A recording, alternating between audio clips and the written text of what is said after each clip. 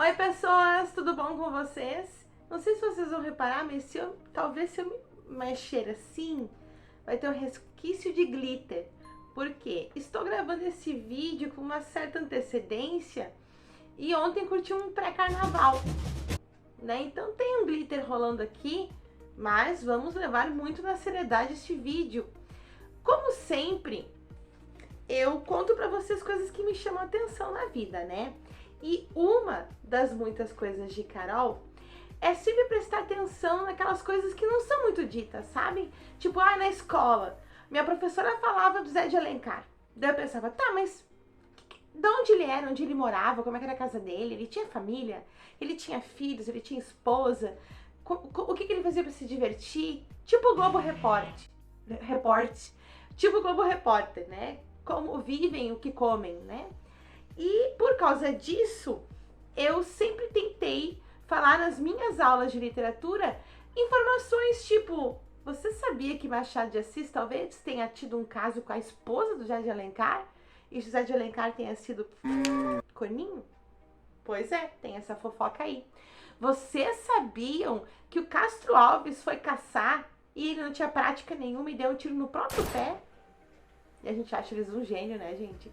E vocês também sabiam que o Euclides da Cunha foi morto pelo amante da esposa dele? Então, eu adoro saber essas coisas. E eu vou trazer aqui pra vocês mais uma vez esse livro, História Bizarra da Literatura Brasileira, do Marcel Verrumo, que é um livro que eu adoro. Eu namorei ele por muito tempo, consegui comprar, sempre dou uma lidinha, um capítulo que me chama atenção e tal. É uma coisa assim que eu vou lendo aos pouquinhos. E lendo aos pouquinhos esse livro, eu cheguei numa historinha de fato assim que eu achei, nossa, eu nunca ouvi falar sobre esse livro, eu nunca ouvi falar sobre esse escritor e eu nunca ouvi falar sobre esse tipo de romance. Então eu pensei, vou contar pro pessoal. Espera aí, gente, deixa eu arrumar meu cabelo.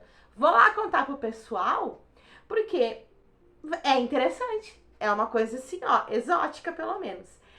O nome do livro, gente, é Elzira, a Morta Virgem. Então, esse livro foi publicado a primeira vez em 1883 e depois ele foi publicado de novo em 1890. E até virar para o século XX, teve 5 edições e tudo esgotou, gente. Cada edição com 1000 exemplares e tudo esgotou, porque a galera amava Elzira, a Morta Virgem. Talvez vocês devem estar pensando, nossa, 1000 livros por edição é pouquinha coisa. Mas, gente, a gente tá falando lá de 1880 e poucos e 90 e poucos. Foi muita coisa. Tem algumas coisas que ajudaram esse livro a vender bastante. Foi justamente alguns desenvolvimentos na tecnologia da impressão dos livros. Então, aqui no Brasil, se importou tecnologias que baratearam a publicação dos livros. Ao baratear a publicação dos livros, o preço do livro também ficou mais barato. Outra coisa que também influenciou bastante foi que nessa época, no Rio de Janeiro, 57,9% dos homens eram alfabetizados e 43,8% das mulheres eram alfabetizadas. Então aí a gente tem uma porcentagem muito maior de leitores do que se tinha até então. Além disso, também teve, por causa dessas tecnologias que baratearam as coisas, uma expansão do mercado editorial. E no meio de tudo isso estava Elzira, a Morta Virgem. E tacaram Elzira, a Morta Virgem no pessoal e o pessoal disse, não temos nada melhor para fazer, vamos ler essa mulher aqui que morreu virgem, vamos saber por quê. Então foi um sucesso aí esse livro, apesar de eu nunca ter ouvido falar dele. Assim como também eu nunca ouvi falar do escritor, que é o Pedro Ribeiro Viana. Vocês já ouviram falar, gente, desse livro e desse escritor? Não, porque me conta aí, tá, gente? Me conta, porque eu tenho até um orgulho. Se alguém aí conhecia, conta aqui nos comentários para eu ficar orgulhoso de vocês. E outra, já deixa uma curtida aqui também. Já se inscreve no canal, ajuda o canal, se inscreve, ativa o sininho, compartilha, porque agora eu tô lembrando de falar isso aqui no começo também. Por quê? Porque eu sei que o Léo vai editar, ele vai botar aquelas coisinhas assim mexendo que eu fico super orgulhosa. Assim, vira, inscreve, vira o sino, não sei o quê. Então façam tudo isso, tá? E me contem já também aqui se vocês já ouviram falar do moço, então, Pedro Ribeiro Viana, que escreveu sobre a moça Elzira, a morta virgem. Já me contem aqui. Então, eu tenho um trecho que eu quero ler para vocês, que eu achei bem interessante sobre esse tipo de romance. Porque qual que é a grande coisa aqui desse romance da Elzira, a morta virgem? É que não tinha uma preocupação com a linguagem. Ai, vamos falar desse jeito. Não, a preocupação era com o conteúdo. Vamos falar disso. Como é que vai ser a linguagem? Ai, não interessa, vamos fazendo. E esse tipo de romance não se encaixa em nenhuma escola literária da época em que ele foi publicado, que era ali o realismo, o naturalismo, o parnasianismo. Então, não tem nada a ver com nenhum desses. Esse romance ficou conhecido como romance de sensação. Já tinha escutado sobre isso? Eu nunca. Nunca, gente. Eu nunca soube o que é romance de sensação. Mas, antes de falar especificamente o que é o romance de sensação, eu vou ler então o trecho que eu queria ler para vocês aqui, que diz o seguinte. A partir de meados do século XIX, muitos editores começaram a investir em livros cujo público-alvo era mais popular, com histórias de maior apelo e linguagem mais acessível. Abre aspas. Nós, editores, preferimos ao estilo, à arte, um bom enredo. Uma história de sangue cheia de mistérios, comovente, arrebatadora. É disso que o povo gosta e nós, a respeito de gosto literário, só conhecemos o povo. Isso foi escrito pelo literato Adolfo Caminha. Ou seja, a gente sabe que o que o povo quer ler é uma sangueira, umas emoções, umas aventuras. Vamos se preocupar com o vocabulário? Não, o povo quer isso, vamos dar isso pro povo. Então, os romances de sensações, como o nome muito bem diz, é para provocar sensações no leitor, né? Então, aquela coisa assim de arrepio, um calafrio, um choro, uma sensação de, oh meu Deus, que choque. Tudo isso era o que eles queriam despertar com os romances de sensação.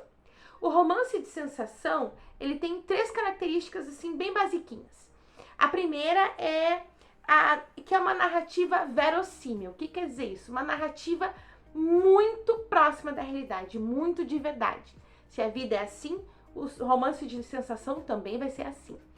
Vocês, depois que eu contar aqui a história, eu vou voltar aqui na narrativa verossímil, tá? Guarda aí na mente essa informação.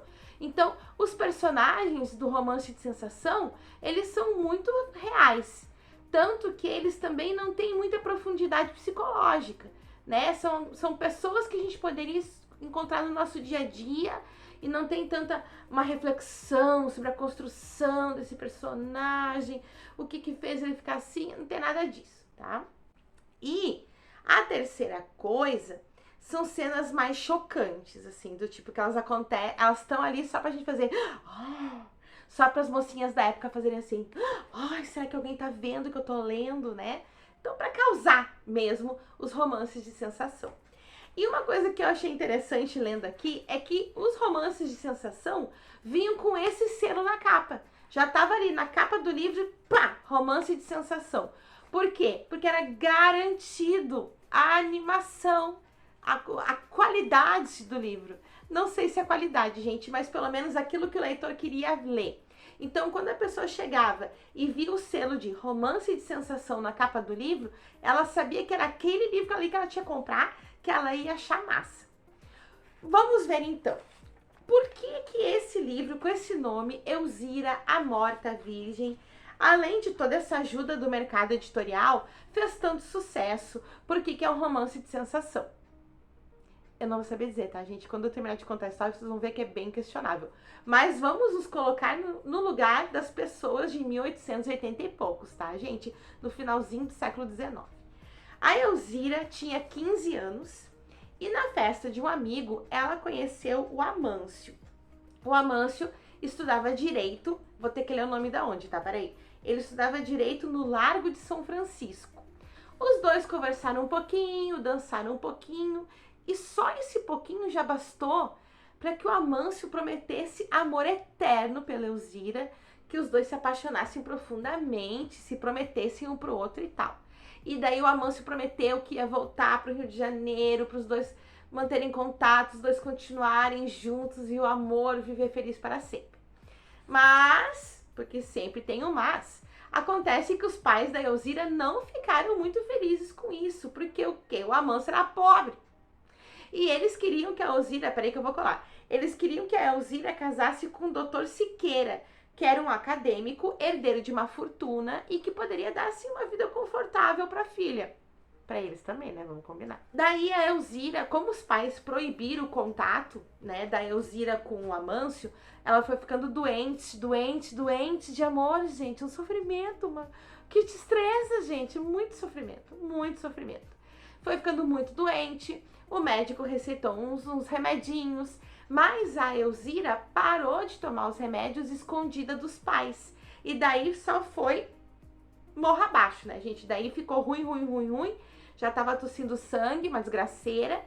E a mãe da Elzira se sentiu culpada, né? Ai, minha filha adoeceu por amor, porque eu proibi ela de ver o tal do Amâncio. A mãe da Elzira mandou chamar o Amâncio. Quando ele chegou para visitar ela, ele pegou ela nos braços e foi o último suspiro e ela morreu. E daí, né, gente, foi uma desgraça. Daí, como a menina era virgem, o enterro foi toda uma cerimônia especial. O caixão teve uma cor especial. As roupas dela tiveram uma cor especial, porque ela era a morta virgem.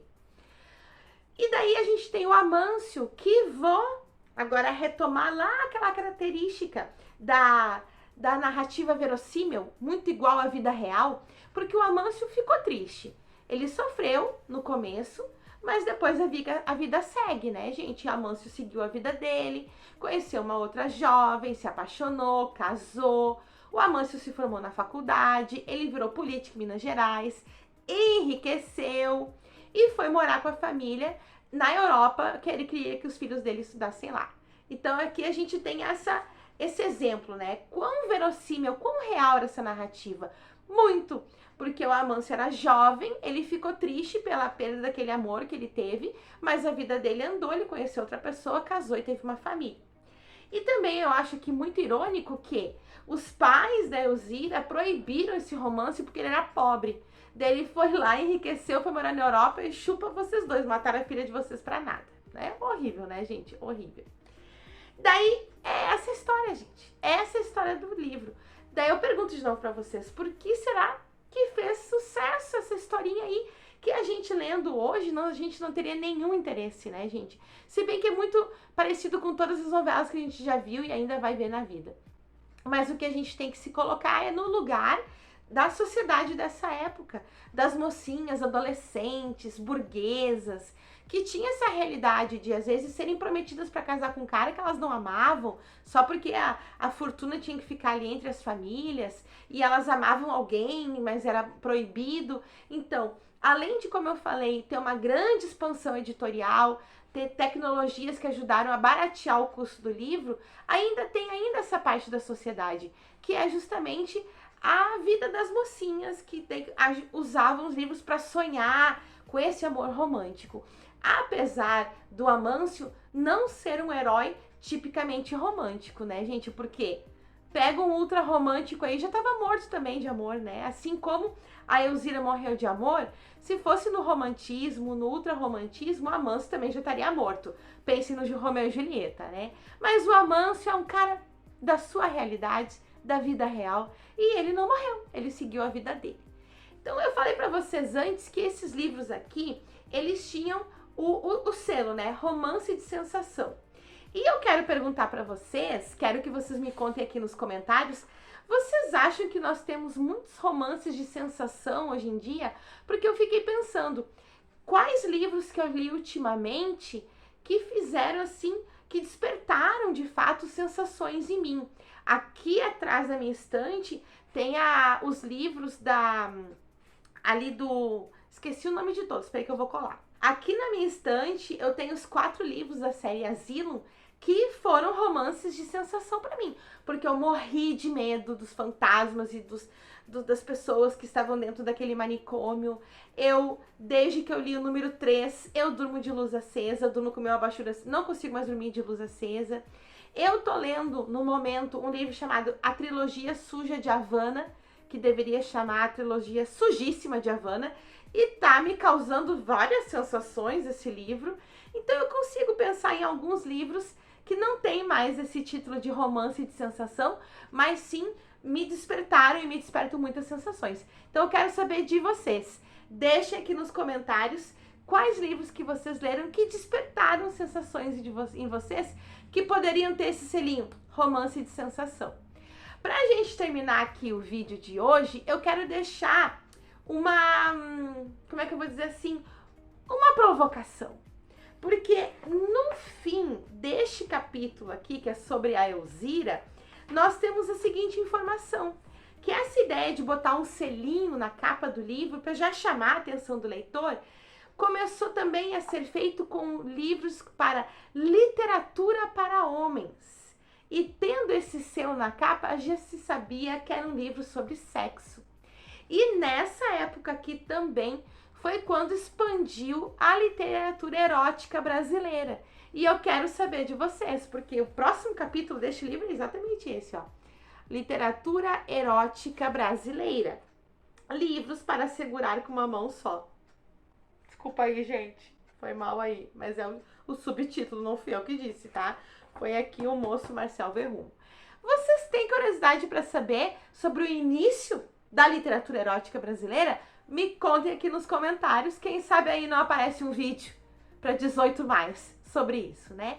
Então, gente, deixem os comentários de vocês. Se vocês já ouviram falar desse livro, desse escritor e de romances de sensação, que foram 3 grandes enigmas para mim.